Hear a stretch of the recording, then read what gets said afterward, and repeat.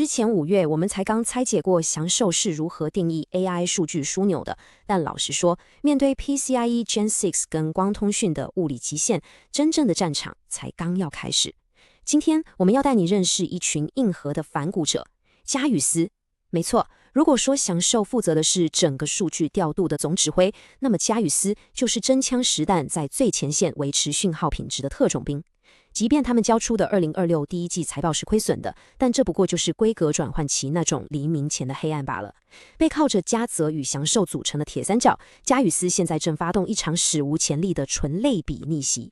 今天我们就要来彻底卸妆这家零负债经营、高权益比的公司，看看它到底是真正掌握了 AI 传输的真理，还是在库存的死胡同里拿命在赌。在这个早就被数位讯号处理跟高功耗 retimer 统治的高阶传输市场里，加语斯选了一条极度难走的硬核道路。他们不玩花俏的外部授权，而是用100%自研的类比电路技术，硬生生在物理极限的边缘撕开了一个突破口。其实从2025年底，他们以3.18亿这种精简的实收资本额挂牌的那一刻起，这家公司就展现出极端的防御性与攻击性。我们今天的目标非常明确，就是要拆解这家公司，看懂它到底是过度保守，还是正在鸭子划水，酝酿着下一次的产业大爆发。接下来我们会快速透过6个关键面向来进行深度解剖，从 AI 标配定位、类比物理学技术、重装联军战略，一路扒开它极端去杠杆的财务美学，然后直面检视第一季的营收错撇真相，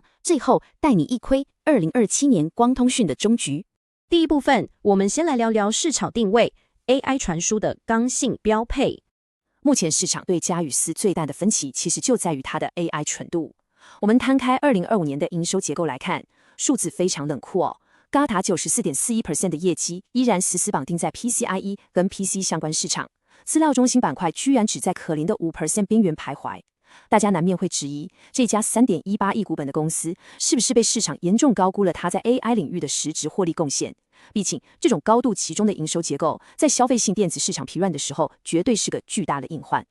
这种质疑绝对合理，但说真的，这正是规格转换期最容易让人产生的错觉。你必须看懂所谓的 TAM， 也就是总可触及市场扩张的底层逻辑。现在 AI 算力疯狂爆发，导致伺服器内部的讯号衰减，达到了前所未有的夸张程度。过去在传统 PC 时代 ，Redriver 顶多是个选配件，但在现在的 AI 伺服器 GPU 丛集里，它已经彻底质变为不可或缺的刚性标配了。这可不是单纯的出货量增加而已，这是整个成品生命周期的颠覆性重塑啊！接着进入第二部分，来看看核心技术类比物理学的艺术。加语斯到底凭什么能吃下这块市场？你看看这个夸张的数字，1/1000。他们专攻成熟制成的 Linear Redriver， 采用100% in-house 自研布局。这种纯类比直进直出架构的杀手锏，就是极致的低延迟，大约只有数位 Retimer 的1/1000。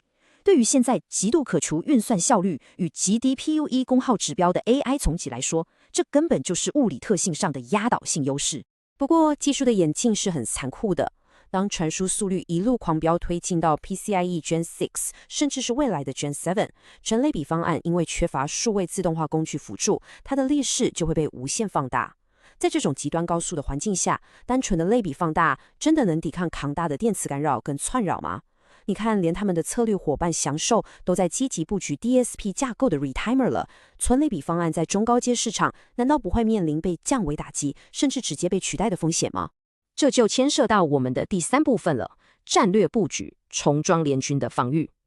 这就是为什么加语斯从来都不是在单打独斗，想要抵抗科技巨头的降维打击，就必须筑起一道系统级的护城河。这是一道对手无法轻易绕过去的物理层封锁线，由母集团嘉泽提供最末端的实体 socket 接口，大股东祥硕提供先进制成的 host 主控晶片，再加上加语斯独门的讯号补偿技术，这3位一体的闭环，直接把那些企图单点突破的竞争对手死死挡在高墙之外。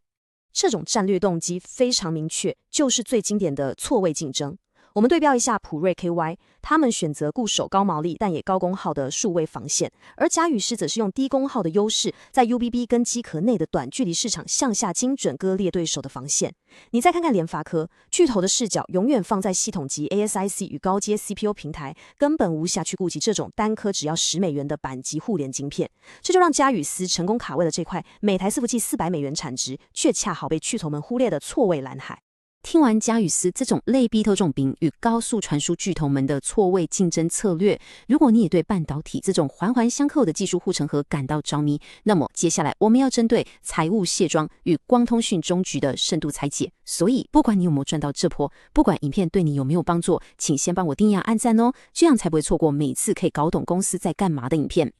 好的，第4部分，让我们来看看真实的财务数据，去杠杆的极致美学。订阅按完咯，那我们直接进入最残酷的财务卸妆环节。技术说的再漂亮，经不起景气循环考验也是白搭。2026年第一季，嘉宇斯居然把5000万的短期借款全数还清，达成了一个超惊人的数字 95% 的权益比率。纯粹从财务角度来看，彻底放弃杠杆是一把极度保守的双面刃。要知道，未来 PCIe Gen 6开始大量出货时 ，ROE 净值报酬率的弹升幅度绝对会被这个庞大的权益基数给狠狠压制，等于直接失去了放大获利的爆发力。但是你再往下看看这个对比表的另一个极端数字，他们的存货狂飙到了7663万，同时现金水位降到了7074万，这根本就不是保守，这是一场经过精算的豪赌啊！管理层透过去杠杆实现了零流动性风险，为的就是要在景气低谷期无后顾之忧的以现金换空间。他们疯狂囤积晶圆，就是为了确保2026年下半年 Gen 6战局开打的时候，能握有绝对的产能优势与成本压制力。说穿了，这就是用 ROE 去换取市场上的战略主动权。第5部分，我们必须严格检视锻炼错配的残酷真相。既然囤了这么多晶圆，我们就得直面2026第一季这份惨不忍睹的损益表了。会计师查核过的数字是骗不了人的。第一季营收直接重挫超过 50%， 单季净损858万 ，EPS 直接转负。更让人冒冷汗的是，4月份营收居然年减高达 94.8%， 这种断崖式的跳水，再配合那76630万的超高存货，大家一定会怕，这是不是代表 Gen 6的终端客户验证彻底失败了？这颗存货叠加的未爆弹到底威力有多惊人？等等，这其实是只看表象的恐慌陷阱。如果你深入拆解背后的动机，就会发现这其实是电子业很典型的 match set 成套出货错配问题。真正的瓶颈出在上游的长尾料件，像是记忆体与 EEPROM 缺货涨价，导致下游主机板厂根本无法成套组装，直接卡死了消费类产品的拉货动能。最关键的重点是，他们核心的 JYS 17系列 Gen 6晶片其实已经正式通过 AMD 官方验证了，所以目前的亏损纯粹只是供应链的短期阵痛，下半年放量的承诺依然是非常稳固的。最后进入第6部分，远景影响光通讯的终局。如果说2026下半年的 Gen 6主要是用来填补财报坑洞的现金流，那么嘉宇斯真正的星辰大海绝对是在2027年以后的技术转折点。你看看这张蓝图，这是一条从电传输彻底跨越到光通讯的漫长赛道。在 Gen 6的超高频率下，铜线的物理极限差不多就剩下3公尺，一旦伺服器需要跨机柜互联，内建的电子补偿就会完全失效，而这正是嘉宇斯强势切入 LPO 与 CPO 市场，拿到光进同退时代隐形入场券的最佳时机。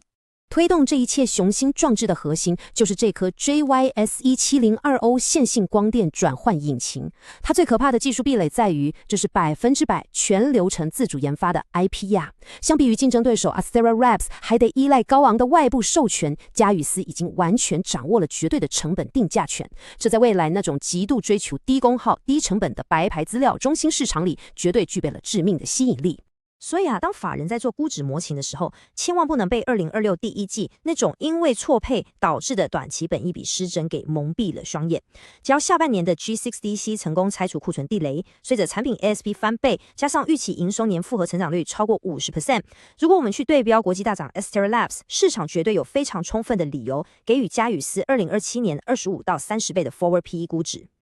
总结来说，嘉宇斯利用低功耗的优势精准割裂市场，再透过集团联军组起高墙，真的是完美演绎了非常高超的错位竞争智慧。但是2026第一季那惊悚的亏损，究竟是跌下神坛的序曲，还是为了2027年建立高毛利光通讯帝国而经历的最后试炼？下半年的法说会以及库存消化的速度，将会给我们最真实的答案。大家就一起拭目以待吧。